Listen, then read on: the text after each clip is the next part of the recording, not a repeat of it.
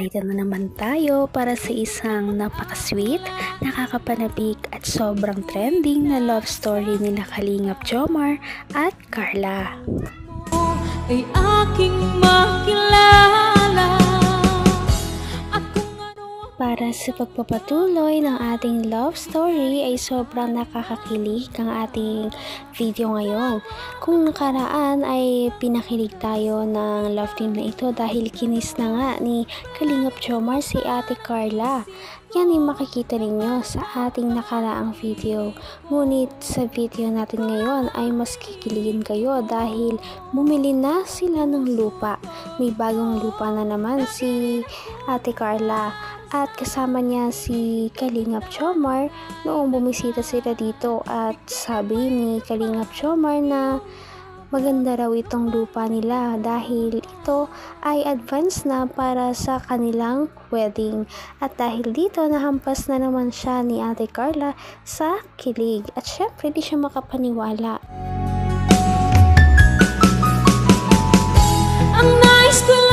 Ayan, may lupa na tayo. Bahay na lang ang kulang. At least, bago man tayong ikasal, may property na tayo. Bakit? Kailangan ampas. Dance nyo naman din mag-isipan. Doon din naman yung papunta. Hindi ka pa nga nagpo-propose. Ay, gusto mo ngayon na? Gusto mo ngayon na? So this is it mga Kalingap, pinakaunang love team natin na nagkaroon ng sariling lupa. Bukod yan sa ating pabahay. Grabe na talaga. Mukhang secured na ang future nila. Ay, bro. Ha? Okay ka lang? Ayos ka. Anong ordasan daw? Grabe guys. Punta tayo sa lupa nila guys. Sabi pa po. Lupa ng Popo. Conjugal. Dito lang? Ay, astig. Lapit.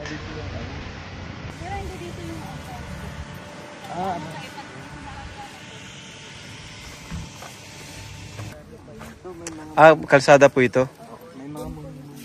Saan po yung magiging lupa po nila? Kung ano ako'y tanggap mo na, hindi ka rin nag-alala. Nakakatuwa naman ang love team na ito dahil kung magsama silang dalawa, para na talaga silang bagong kasal o mag-girlfriend at boyfriend. Kaya nakakatuwa at abangan natin kung magkakatotoo ba talaga yan. Ngunit ngayon ay tignan muna natin ang kanilang lupa na pinagpipilian dahil mamaya ay may mangyayari. Saan po na yung naman. magiging lupa po nila? Mamimili ka? May dalawa po? Pwede pa po dalawang lote? Kasi dalawa pong lote po eh. So ay mga Kalingap, welcome back sa ating channel. So ngayon po, dito po tayo, inaasikaso po natin yung magiging lupa po ni Jomar and ni Carla. And yun, nag-message po sa akin si Carla na may naharap na daw po sila. At ito na nga po yun, dito. So magiging dito po yung lupa nilang dalawa. At ayan, siguro kausapin namin yung ahente para makabayad na rin po kami, no? So thank you po sa Jomar 18 and kay Tita Jenny po sa magiging lupa po nila. Kinda mysterious, shaded with someone I'm not really into. Do you need to fix it? Talking bullshit. Ayan, may lupa na tayo. Bahay na lang ang kulang. At least, bago man tayong ikasal, may property na tayo. Bakit? Kailangan ampas. Dance nyo naman din mag-isipan. Doon din naman yung papunta. Hindi ka pa nga nagpo-propose. Ay, gusto mo ngayon na? Gusto mo ngayon na? Naman ang bawat panaginip ko, ikaw lang ang Grabe talaga magpakilig si Kalingap Jomar. Kung nakaraan ay parang kakakiss niya lamang noong nasa Thailand sila. Ngayon ay parang may nag-aalok na ata ng kasal. Talaga namang tinamaan si Kalingap Jomar kay Ate Carla. At si Ate Carla naman ay syempre kinikilig din. Thank you rin po kay Mami Jenny. Kaya sa Jomcar 18, lalo na't may lote na kami na agong. Gusto ni Carla po. Yung pambahay naman, kayo na lang bahala doon.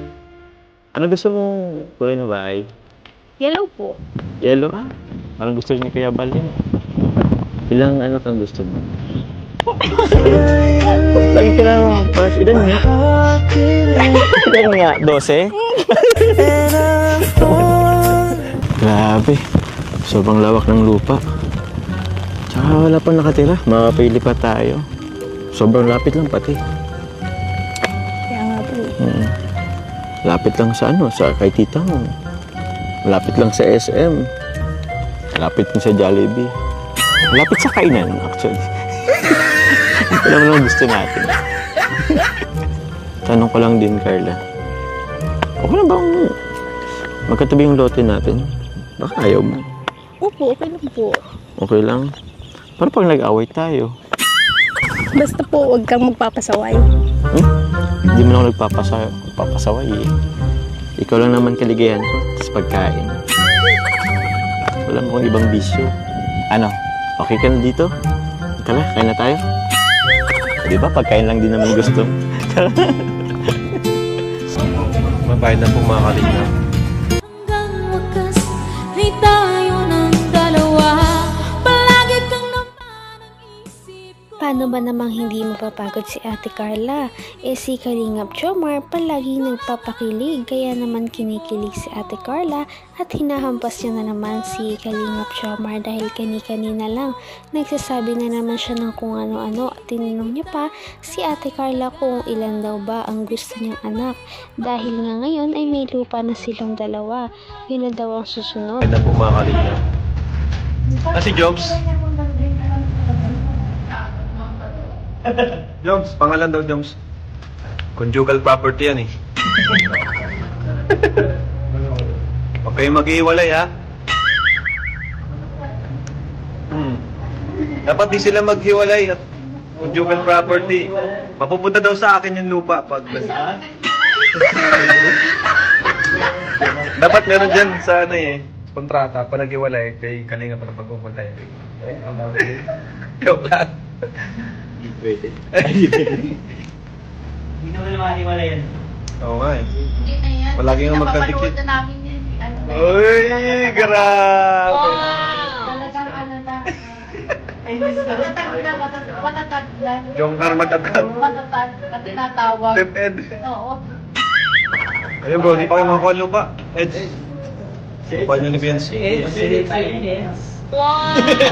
Conjugal property din. Binabayaran pa.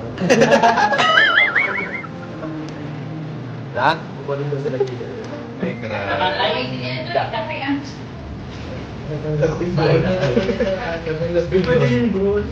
Doon din tatalapin. Normes? Lupa. So ito lang po yung pambayad po sa lupa nila Carla. 400. Grabe talaga itong malakasan na ang Jomcar. Sobrang mahal na mahal talaga sila ng kanilang mga sponsors at mga viewers. Biruin mo, may bahay na nga silang pareho na sarili. Ngayon ay magkakaroon pa sila ng conjugal property na bahay. Sana nga ay hindi na sila maghiwalay at ito na ang simula ng pagbubuo nila ng kanilang relationship. Patindi na ng patindi ang mga pangyayari sa kanilang love story. Kaya naman sobrang dami talaga ang kinikilig sa kanilang love story at palaging nag-aabang.